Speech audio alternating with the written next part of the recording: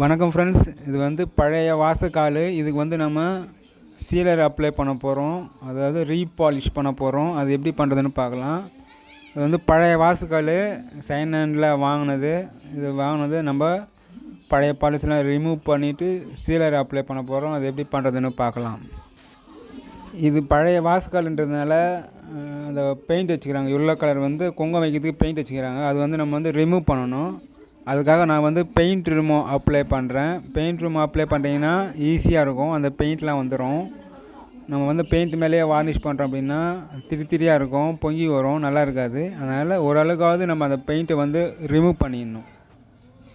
அது மாதிரி பழைய பாலிஷெல்லாம் ரிமூவ் பண்ணணும். பார்க்குறப்ப தெரியும், இது வந்து பழைய பாலிஷு. அதெல்லாம் வந்து நம்ம சீவி எடுக்கிறோம். பெயிண்ட் ரிமூவ் வந்து பழைய பாலிஷெல்லாம் போடக்கூடாது, குழன்னு ஒட்டிக்கும்.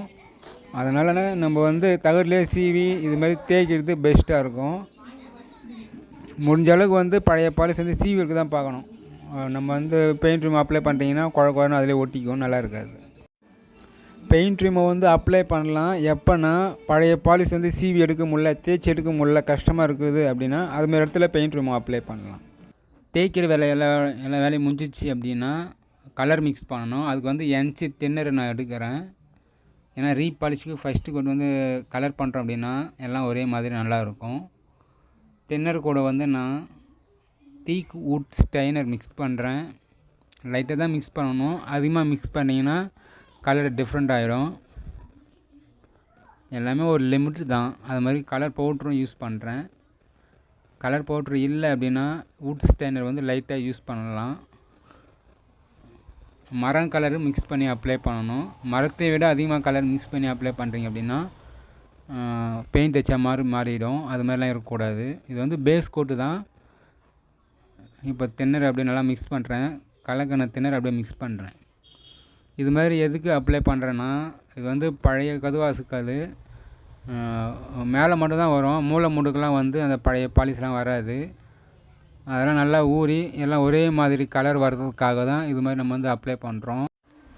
மூளை முடுக்கெலாம் வந்து கருப்பாக இருக்கும், அதெல்லாம் சீவ முடியாது. பெரும்பாலும் வந்து அந்த இடுக்கு இதுமாரி வேலைலாம் இடுக்கெலாம் இருக்கும், சீவ முடியாது. மூளை முடுக்கில் வந்து கருப்பாக இருக்கும். முக்கியமாக அதுக்காகவே இது மாதிரி நம்ம வந்து கலந்து அடிக்கிறீங்க அப்படின்னா ஒரே மாதிரி அந்த மூளை முடுக்கெலாம் போயிட்டு கலர் உக்காரும். அதுக்குன்னு அதிகமாக கலர் கலந்து அடிக்கக்கூடாது. அப்படி அதிகமாக கலர் கலந்து வச்சிங்கன்னா பெயிண்ட் வச்ச மாதிரி ஆகிடும். இது மாதிரி ஃபுல்லாகவே ஒரே கோட்டு தான் அப்ளை பண்ணணும். 2 கோட்டு 3 கோட்டு அப்ளை பண்ணக்கூடாது. அப்படி அப்ளை பண்ணிங்கன்னா பெயிண்ட் வச்ச மாதிரி தான் இருக்கும். நம்ம வந்து தின்னராக மிக்ஸ் பண்ணி இது மாதிரி ஃபுல்லாக அப்ளை பண்ணிவிட்டு அதுக்கப்புறம் மறுபடியும் வந்து வெறும் சீலர் மிக்ஸ் பண்ணி அப்ளை பண்ணணும். இப்போ பார்த்திங்கன்னா ஃபுல்லாகவே ஒரு கோட்டை அப்ளை பண்ணிட்டோம் பழைய வாசுக்காலுக்கு. அந்த இடுக்கலான இடம் பாருங்கள், டிசைன் ஒர்க்லாம் ரொம்ப இடுக்கலாக இருக்கும். இதெல்லாம் வந்து பெருசில் தான் அப்ளை பண்ணணும். ஃபுல்லாக அப்ளை பண்ணிட்டோம். இப்போ வந்து வெறும் சீலர் மிக்ஸ் பண்ணுறோம், கலரே போடக்கூடாது. நேச்சுரலாக சீலர் மிக்ஸ் பண்ணி அப்படியே அப்ளை பண்ணணும். எல்லா வீடியோவிலும் சொல்கிற மாதிரி தான். நம்ம வந்து பாதி சீலர் ஊற்றுறோம் அப்படின்னா பாதி தின்னர் மிக்ஸ் பண்ணி அப்ளை பண்ணணும். நம்ம எதுக்காக கலர் போட்டோன்னா அந்த மூளை முடுக்கெல்லாம் கருப்பாக இருக்கும், அதெல்லாம் ஒரே மாதிரி ஒரு கலராக வரணும். அதுக்காக தான் ஒரு யூனிஃபார்ம் ஆகிறதுக்காக நம்ம வந்து கலர் போட்டோம்.